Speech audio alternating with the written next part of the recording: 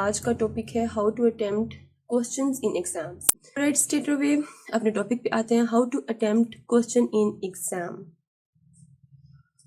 Question आता है 20 number का एग्जाम में। अब कोई भी क्वेश्चन, चाहे कंपल्सरी सब्जेक्ट हो चाहे ऑप्शनल सब्जेक्ट हो, कोई भी क्वेश्चन हो 20 नंबर का ही आता है। ठीक है जी। अब क्वेश्चन आपने अटेम्प्ट किस तरह करना है। कोई भी क्वेश्चन अटेम्प्ट करने के लिए दो सेक्शंस होते हैं, एक जनरलाइज सेक्शन, एक होता है आस्क्ड सेक्शंस। आस्क्ड सेक्शन वो होता है जो क्वेश्चन में एग्जामिनर ने पूछा होता है कि मुझे ये बताएं आप, वो होता है 15 मार्क्स का। अब एक होता है जनरलाइज सेक्शन जो होता है 5 मार्क्स का। इस जनरलाइज सेक्शन में दो चीजें आती हैं। इंट्रोडक्शन, आपको इंट्रोडक्शन लिखना पड़ता है जो कि 10 से 12 लाइंस का आपने लाजमी लिखना होता है। बैकग्राउंड, जो भी क्वेश्चन पूछा है, रेदर वो रशिया या पाकिस्तान का रिलेशन हो, तो कोई ऑर्गेनाइजेशन के बारे में पूछा हुआ है, आपने उसका बैकग्राउंड भी थोड़ा सा लिखना है। 5 लाइनों का आप बैकग्राउंड लिखते हैं। आस्क्ड सेक्शंस मींस कोई भी क्वेश्चन जो एग्जामिनर आपसे पूछना चाह रहा है, अब आपने उसकी आउटलाइंस बनानी है या फिर इसे कहते हैं हेडिंग्स बनानी है। बहुत ही स्ट्रॉन्ग, बहुत अट्रैक्टिव होनी चाहिए। इतनी अच्छी आपने आउटलाइंस बनानी है कि एग्जामिनर जस्ट आउटलाइंस पढ़े और उसको पता चल जाए कि इसके अंदर क्या लिखा हुआ है।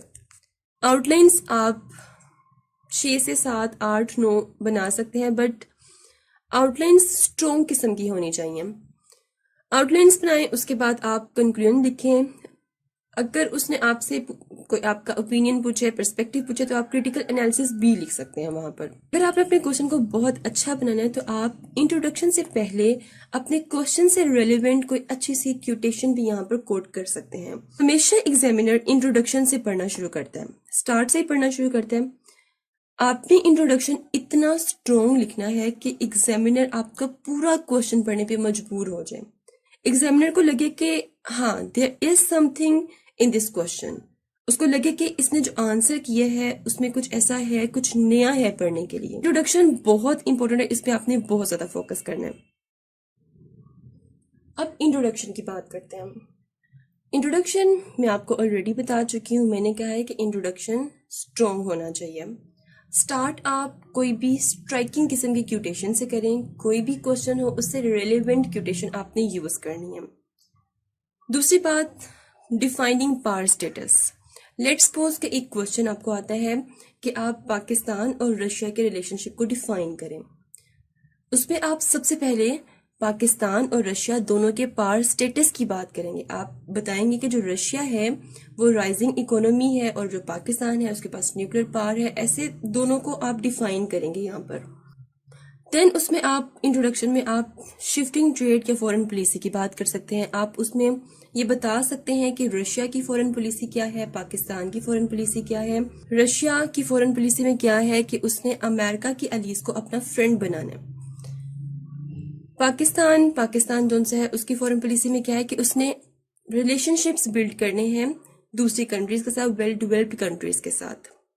कॉमन स्टैंस मीन्स के इसमें आप बताएं कि ऐसा कौन सा इश्यू है दुनिया में जिसपे पाकिस्तान और रशिया दोनों ही एक जैसा अपना ओपिनियन रखते हैं। जैसे कि अगर मैं क्लाइमेट चेंज की बात करूं, पाकिस्तान और रशिया दोनों अपने तौर पर क्लाइमेट चेंज की बात कर रहे हैं।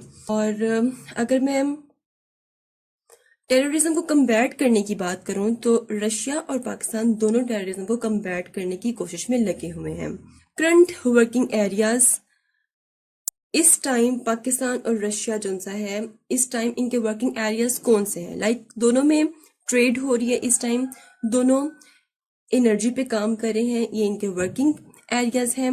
लिमिटेशंस की बात करूंगी, लिमिटेशंस लाइक इनमें कोई फ्रिक्शन एरिया तो नहीं है। जैसे पाकिस्तान और इंडिया में एक फ्रिक्शन एरिया है, दैट इज कश्मीर। क्या रशिया और पाकिस्तान में कोई फ्रिक्शन एरिया तो नहीं है? अगर है तो लिखें, अगर नहीं है तो इट्स ओके। वेल, ये मैंने आपको एक जनरल एग्जांपल दी है पाकिस्तान और रशिया की। इंट्रोडक्शन में आप ये सब चीजें लाजमी डिफाइन करेंगे। Introduction should be so striking, so strong, ताकि एग्जामिनर मजबूर हो जाए आपका पूरा का पूरा क्वेश्चन पढ़ने के लिए।